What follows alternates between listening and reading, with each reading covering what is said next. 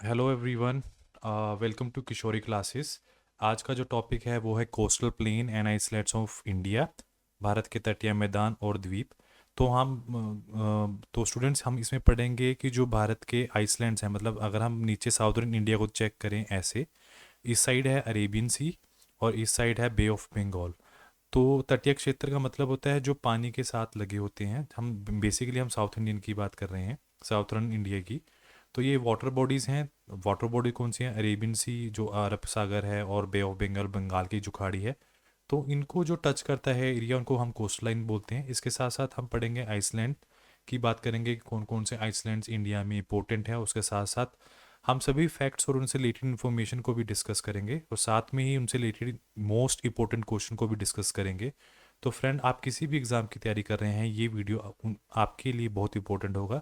तो सबसे पहले हम बेसिक इन्फॉर्मेशन से स्टार्ट करते हैं और इस स्लाइड्स के अंदर जो भी मैं इन्फॉर्मेशन देता हूँ उसमें मैं बहुत जो स्पेसिफिक जो इन्फॉर्मेशन है, जो एग्ज़ाम के पॉइंट ऑफ व्यू से बहुत ज़्यादा इम्पोर्टेंट है, उन्हीं को देता हूँ। और इसके साथ साथ कुछ एमसीक्यूज भी साथ में डालता हूँ ताकि आपके एग्ज़ाम में वो फ़ायदेमंद रहे। तो हम स्टार्ट करते हैं। नेक्स्ट हम स्टार्ट करते हैं सबसे basic, coastal plain of India and islands of India. तो स्टूडेंट, हम इसमें बात करेंगे कोस्टल प्लेन ऑफ इंडिया की। तो हमारा topic coastal plain of India है। तो स्टूडेंट, इसमें कोस्टल लाइन जो है, जिसको आप तटीय मैदान भी बोलते हैं, मतलब वो एरिया जो पानी से घिरा हुआ है। तो ये बेसिकली हमने दो पार्ट्स में डिवाइडेड किया है, टू पार्ट्स। दो पार्ट्स में हमने डिवाइड किया है। जो ये वाला एरिया यहाँ से लेके ये वाला, ये ऐसे है ना कोस्टल लाइन हमारी इंडिया की। तो जो ये वाला जो एरिया है, तो इसको बोलते हैं हम वेस्टर्न कोस्टल प्लेन। और जो ये वाला है, इसको बोलते हैं हम ईस्टर्न कोस्टल प्लेन। अब क्वेश्चन क्या होता है कि ये बने कैसे होंगे? तो जो वेस्टर्न कोस्टल प्लेन है, इसकी इस साइड में है अरेबियन सी, अरेबियन सी। और यहीं पर क्या है आपका आपका वेस्टर्न घाट, वेस्टर्न घाट। तो जो अरेबियन सी और वेस्टर्न घाट के बीच में जो जो क्षेत्र है, उसको हम क्या बोलेंगे? उसको बोलेंगे वेस्टर्न कोस्टल प्लेन। तो यहाँ पे भी सेम यही होएगा। अगर यहाँ ये वाला जो एरिया है, इसको क्या बोला मैंने? Eastern coastal plain. तो यहाँ पे क्या है? यहाँ पे है हमारे ईस्टर्न घाट। और यहाँ पे जो समुद्र है, उसका नाम क्या है? बे ऑफ बंगाल, मतलब बंगाल की खाड़ी। तो ईस्टर्न घाट और बंगाल की खाड़ी के बीच में जो क्षेत्र पड़ता है, जो एरिया पड़ता है, दैट इज कोल्ड, उसको हम क्या बोलते हैं? ईस्टर्न कोस्टल प्लेन बोलते हैं। समझ आई आपको बात? उसके साथ साथ अगर हम तट रेखा की बात करें, हम इस वाले रीजन की बात कर रहे हैं, यहां से लेकर यहां तक की रीजन की बात कर रहे हैं। तो ये है 6100 किलोमीटर की रेखा, कोस्टल लाइन। ये हमें पता है कि भारत की जो तट रेखा है वो 6100 किलोमीटर है। बट अगर हम बात करें लक्षद्वीप की और अंडमान निकोबार की भी हम बात कर रहे हैं, तो ये बैठ जाती है 7516.6 किलोमीटर। उसके साथ साथ आप याद रखोगे, ये 9 राज्य हैं और 4 यूटी से मिलकर बना है। मतलब कितने हो गए ये? 13। ठीक है। 9 राज्य कौन कौन से हैं? सबसे पहला है गुजरात, दूसरा है महाराष्ट्र, तीसरा है गोवा, चौथा है कर्नाटक, पांचवा है केरला, छठा है तमिलनाडु, सातवां है आंध्र प्रदेश, आठवां है उड़ीसा और नौवां है वेस्ट बंगाल। उसके साथ साथ 4 यूटीज हैं, दमन एंड दीव, लक्षद्वीप, पौडुचेरी और उसके बाद अंडमान एंड निकोबार। उसके साथ साथ कुछ बेसिक इन्फॉर्मेशन भी आपको पता होना चाहिए। इंडियन जो एक चीज़ और भी याद कर सकते हैं कि निर्माण कैसे हुआ होगा। तो आप याद रखना कि जो रिवर हैं, जो नदियां हैं और जो सी है, जो समुद्र है, उसकी वजह से कोस्टल प्लेन का निर्माण हुआ है। कैसे? नदियों ने बहुत सारा सेडिमेंट लेकर आती रही वो, और यहाँ पे जमा करती रही, उसकी वजह से भी कोस्टल प्लेन बने हैं। एक चीज और ध्यान रखना कि जो नदियां पूर्व की तरफ बंगाल, बे ऑफ बंगाल में जाके गिर रही हैं इधर की तरफ, वो निर्माण करती हैं आपके डेल्टा का। एक चीज ध्यान रखनी है आपने, डेल्टास। तो जो पूर्वी नदियां हैं जो बे ऑफ बंगाल में जाके गिरेंगी, वो तो बना रही है डेल्टा। उसके साथ साथ कुछ नदियां वेस्ट में गिर रही हैं, अरेबियन सी, मतलब अरब सागर में भी जाके गिर रही हैं, वो बनाती हैं आपकी इस्चुरीज। समझ आया? उसके साथ साथ जो वेस्टर्न आपके जो कोस्टल प्लेन है, वो दो पार्ट्स में डिवाइडेड हैं। एक वेस्टर्न कोस्टल प्लेन और एक ईस्टर्न कोस्टल प्लेन, जो मैंने ऊपर डिस्कस कर दिया है। और उसके साथ साथ ये दोनों जो कोस्टल प्लेन है ये एक जगह पे आके मिल जाते हैं, जिसको आप बोलते हो कन्याकुमारी। नेक्स्ट हम बात करते हैं दोनों जो हमने मेजरली में डिवाइड किया है, वेस्टर्न कोस्टल प्लेन और ईस्टर्न कोस्टल प्लेन, उनको हम डिस्कस करते हैं। तो जो कोस्टल प्लेन है बच्चों, वो दो पार्ट्स में डिवाइडेड किया गया है। कौन कौन से? एक वेस्टर्न है और एक ईस्टर्न है। तो सबसे पहले हम डिस्कस करेंगे वेस्टर्न घाट को। ये गुजरात से लेके कन्याकुमारी तक फैला हुआ है। और एक चीज़ और ध्यान रखोगे कि जो वेस्टर्न घाट, जो वेस्टर्न कोस्टल प्लेन है, इनकी चौड़ाई कम है as compare to Eastern Ghat. Eastern Ghat की चौड़ाई ज़्यादा है। उसके बाद आप लोकेशन पढ़ोगे। सबसे पहले लोकेशन कहाँ से कहाँ तक है ये?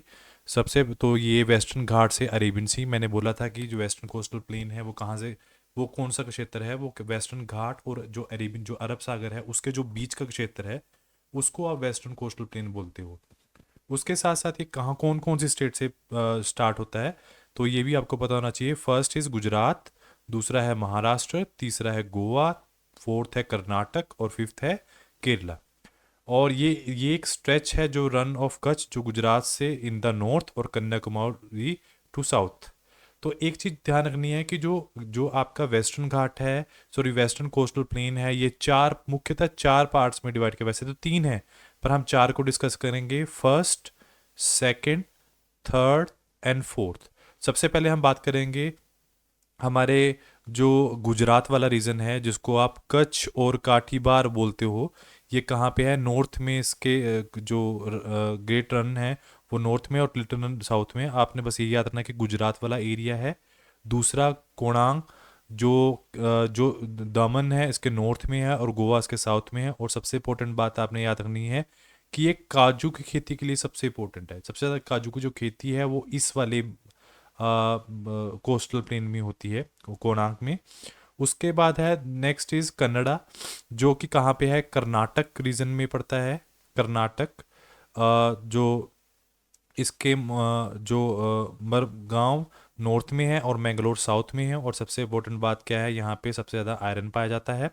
और लास्ट है मालाबार कोस्ट, जो केरला में है। ये याद रखोगे, ये वाला जो एरिया है कन्नड़ा कोस्ट जो है, ये कर्नाटक में है, कर्नाटक का।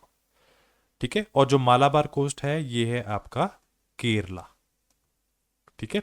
और मालाबार कोस्ट में सबसे इंपॉर्टेंट क्या चीज़ है, यहाँ की सबसे इंपॉर्टेंट चीज़ ये है कि यहाँ पे लेगून झील पाई जाती है। लेगून झील, लेगून झील कौन सी होती है? जो खारे पानी की झील होती है। और जो कनाडा कन्नड़ा कोस्ट है, यहाँ पे सबसे ज़्यादा वाटरफॉल पाए जाते हैं। वाटरफॉल मतलब इस वेस्टर्न घाट से जो नदियाँ अरब सागर में जाके गिरेंगी, वो सबसे ज़्यादा वाटरफॉल इसी एरिया में कोस्ट में पाया जाता है। उसके साथ साथ एग्ज़ाम के पॉइंट ऑफ व्यू से आपके कुछ नाम भी पूछ सकते हैं, रीजनल नेम भी पूछ सकते हैं आपको, कि कौन सा कोणांक तट जो है वो महाराष्ट्र से गोवा वाला है, मालाबार कोस्ट है वो कर्नाटक केरला कोस्ट है। जो कोरामंडल तट है वो है, उसको हम कोस्टल ऑफ एमरजेंस बोलते हैं, उद्रव ऑफ तटरेखा। मालाबार कोस्ट जो केरला वाला है उसको कोस्टल ऑफ एमरजेंस बोलते हैं। और कोणांक वाले को बोलते हैं कोस्टल ऑफ सबमर्जेंस, जलमार्ग तटरेखा। उसके बाद हम जो नेक्स्ट पढ़ेंगे वो है हमारा ईस्टर्न घाट, ईस्टर्न। तो प्यारे बच्चों, अब हम बात कर रहे हैं ईस्टर्न कोस्टल प्लेन की। तो हमने वेस्टर्न पढ़ लिया है, अब ईस्टर्न की बात करेंगे, पूर्वीय तटीय मैदान की। तो ये सबसे बड़ी बात है, ये कंपेयर में ज़्यादा विड्थ है। अब विड्थ क्यों है ये पता होना चाहिए आपको, क्योंकि ज़्यादातर नदियाँ यहाँ पे अपना डेल्टा बनाती है। तो डेल्टा बनाते हुए तो इसकी जो चौड़ाई है वो ज़्यादा है एज़ कम्पेयर टू वेस्टर्न। और ये डेल्टा कौन कौन सी नदियाँ बनाती है ये पता होना चाहिए आपको। सबसे पहले है महानदी, दूसरा है गोदावरी, तीसरा है कृष्णा एंड कावेरी। जो मेनली आपका जो और सबसे इंपॉर्टेंट बात, डेल्टा, सबसे ज़्यादा डेल्टा की वजह से इसकी जो चौड़ाई है तो वो ज़्यादा है, विड्थ जो है ईस्टर्न घाट की ज़्यादा है। तो एक चीज़ इंपॉर्टेंट है कि जो यहाँ का जो लैंड है वो बहुत फर्टाइल है, बहुत ज़्यादा फर्टाइल है।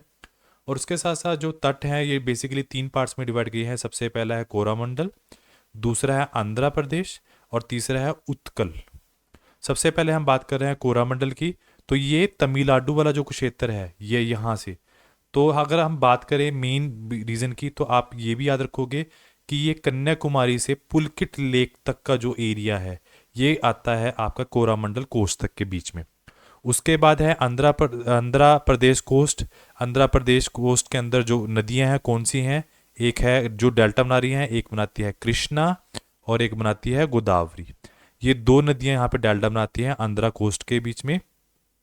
और ये थर्ड कोस्टल लाइन है, लॉन्गेस्ट कोस्टल लाइन है आफ्टर गुजरात और एंड तमिलनाडु।